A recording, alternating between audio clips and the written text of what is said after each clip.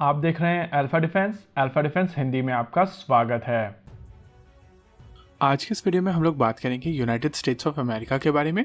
कल United States of America की navy का एक ship USS John Paul Jones Lakshadweep के पास में हम लोगों के एक्सक्लूसिव इकोनॉमिक जोन से निकल कर गया। इस पैसेज को लेकर भारत में काफी ज्यादा कड़ी प्रतिक्रिया आई थी और बहुत लोग यूनाइटेड स्टेट्स ऑफ अमेरिका के इस मूव से बहुत ज्यादा खुश नहीं है। ये जो शिप भारत के एक्सक्लूसिव इकोनॉमिक जोन से निकल कर गया है, ये यूनाइटेड स्टेट्स ऑफ नेवी की 7th फ्लीट का शिप है, जिसके बाद यूनाइटेड स्टेट्स ऑफ अमेरिका की 7th फ्लीट ने एक बयान जारी किया था और इस बयान के तहत उन्होंने इस इलाके में इंटरनेशनल लॉ के तहत फ्रीडम ऑफ नेविगेशन मिशन किया है, यानी कि फॉनॉप्स। यूनाइटेड स्टेट्स ऑफ अमेरिका की नेवी आमतौर पर ऐसे इलाकों में जहां पर दूसरे देशों का एक्सेसिव क्लेम है, वहां पर फ्रीडम ऑफ नेविगेशन मिशंस करती रहती है। इस टॉपिक के बारे में डिटेल में बात करने से पहले हम लोग यूएन क्लॉज को समझते हैं। यूएन क्लॉज का मतलब है United Nations Convention on the Law of the Sea. UN clause के तहत किसी भी देश की जमीन से समुद्र की तरफ 12 नॉटिकल माइल्स तक इस पूरे इलाके को टेरिटोरियल वाटर कहा जाता है। इंटरनेशनल लॉ के हिसाब से टेरिटोरियल वाटर आपकी सॉवरेन टेरिटरी है और इस टेरिटरी में किसी को भी आने से पहले आपसे परमिशन लेनी पड़ती है और ये पूरी तरीके से आपके ऊपर डिपेंडेंट है कि आप उसको परमिशन दें या ना दें। इस इलाके में आप किसी भी प्रकार का कंस्ट्रक्शन कर सकते हैं, लेकिन इसके बाद शुरू होता है आपका exclusive economic zone. Exclusive economic zone में आप सभी प्रकार की इकोनॉमिक एक्टिविटीज कर सकते हैं, चाहे वो फिशिंग हो, माइनिंग हो, ऑयल एक्सप्लोरेशन हो, लेकिन इस इलाके से आप किसी भी देश के शिप को या एयरक्राफ्ट को पास होने से नहीं रोक सकते हैं। ये जोन आपकी बेसलाइन से, यहाँ पर नोट करने वाली बात यह है कि बेसलाइन से यानी कि जहां से पानी शुरू हो रहा है वहां से 200 नॉटिकल माइल्स तक एक्सटेंड करता है और इंटरनेशनली किसी भी देश का विमान या शिप इस इलाके में आ सकता है। और इसी चीज को असर्ट करने के लिए बार बार यूनाइटेड स्टेट्स ऑफ अमेरिका के शिप्स अलग अलग देशों के एक्सक्लूसिव इकोनॉमिक जोन्स में जाते हैं और ये फ्रीडम ऑफ नेविगेशन मिशंस करते हैं। अगर कल के इंसिडेंट्स में यूनाइटेड स्टेट्स ऑफ अमेरिका की नेवी के डिस्ट्रॉयर यूएसएस जॉन पॉल की बात की जाए तो ये भारतीय कोस्ट से लगभग 130 नॉटिकल माइल्स दूर था। जिस जगह की हम लोग बात कर रहे हैं ये जगह लक्षद्वीप है, यानी कि यूएन क्लॉज के हिसाब से यूनाइटेड स्टेट्स ऑफ अमेरिका की नेवी ने किसी भी प्रकार का वायलेशन नहीं किया है। लेकिन यहाँ पर एक कैच है। यहाँ पर हम लोग जिस लॉ की बात कर रहे हैं ये एक यूनाइटेड नेशन का लॉ है और जब भारत ने ये लॉ रेटिफाई किया था, यानी कि इस लॉ की संपुष्टि की थी, तब भारत ने यहाँ पर एक कंडीशन लगाई थी और ये कंडीशन थी कि अगर कोई भी देश भारत के एक्सक्लूसिव इकोनॉमिक जोन में आता है तो उसको भारत को पहले इन्फॉर्म करना पड़ेगा। जी हाँ, उनको भारत की परमिशन की आवश्यकता नहीं है, लेकिन उनको भारत को इन्फॉर्म करना पड़ेगा। वहीं मिलिट्री एक्सरसाइज और मनूवर्स के लिए भारत की प्रायर परमिशन जरूरी है। वहीं पर चाइना भी इस लॉ का एक सिग्नेटरी है और चाइना की तरफ से जो कंडीशन इम्पोज की गई है वो है चाइना के एक्सक्लूसिव इकोनॉमिक जोन में जाने से पहले आपको चाइना की परमिशन लेनी पड़ेगी। यानी कि चाइना अपने पास एक राइट ऑफ डिनायल रखता है, यानी कि चाइनीज नेवी चाहे तो किसी भी शिप या एयरक्राफ्ट को चाइनीज एक्सक्लूसिव इकोनॉमिक जोन में घुसने से मना कर सकती है। और यही बेसिक डिफरेंस है भारत और चाइना के बीच में। भारत की तरफ से यूएन क्लॉज के ऊपर एक एडिशनल क्लॉज लगाया गया है, यानी कि अगर कोई भी देश भारत के एक्सक्लूसिव इकोनॉमिक जोन में आने की कोशिश करता है तो उनको भारत की परमिशन लेनी पड़ेगी। लेकिन कल के इंसिडेंट्स में यूनाइटेड स्टेट्स ऑफ अमेरिका की नेवी ने भारत की परमिशन नहीं ली थी, क्योंकि United States of America Bharat और चाइना दोनों की तरफ से जो एडिशनल क्लॉज लगाए गए हैं उनको नहीं मानता है। वैसे ऐसा नहीं है कि भारतीय नौसेना को इस शिप की एंट्री के बारे में पता नहीं था।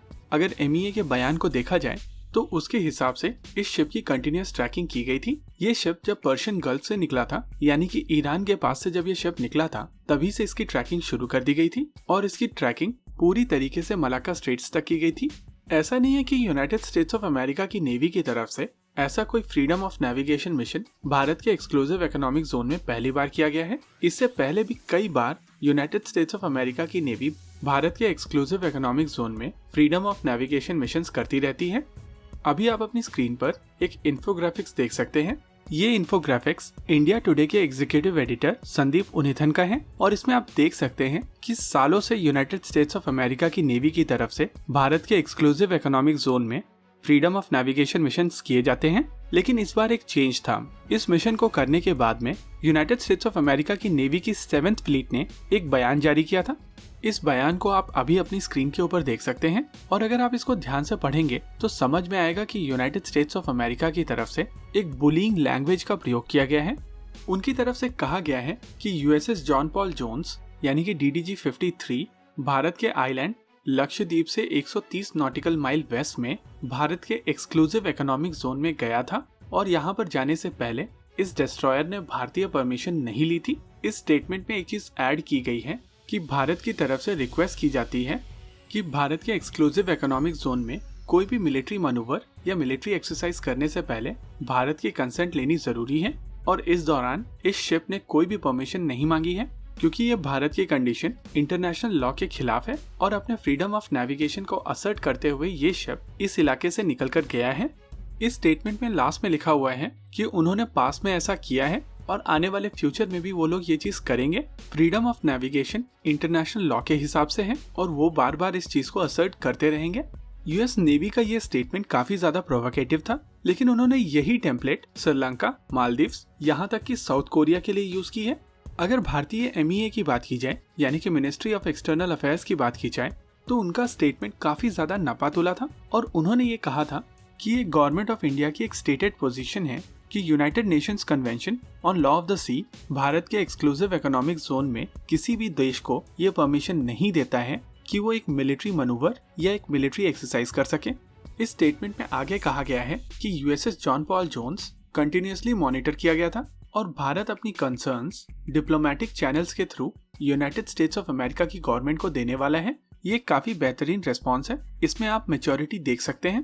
अगर आप इस चीज को लार्जर कॉन्टेक्स्ट में समझेंगे तो यहाँ पर 2 मैसेजेस हैं। पहला मैसेज चाइना के लिए है।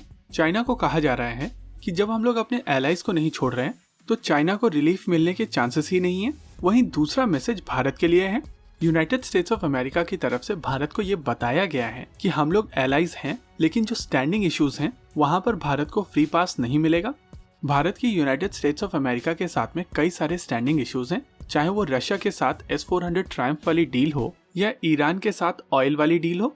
हालांकि भारत ने यूनाइटेड स्टेट्स ऑफ अमेरिका के कहने पर ईरान से ऑयल लेना बंद कर दिया है, लेकिन अगले महीने ही भारत ईरान के साथ चाबहार पोर्ट को ऑपरेशनल करने जा रहे हैं। उसके बाद international north south transport corridor जो कि रशिया को डायरेक्टली भारत के साथ कनेक्ट करेगा ईरान के थ्रू, वो भी ऑपरेशनल हो जाएगा।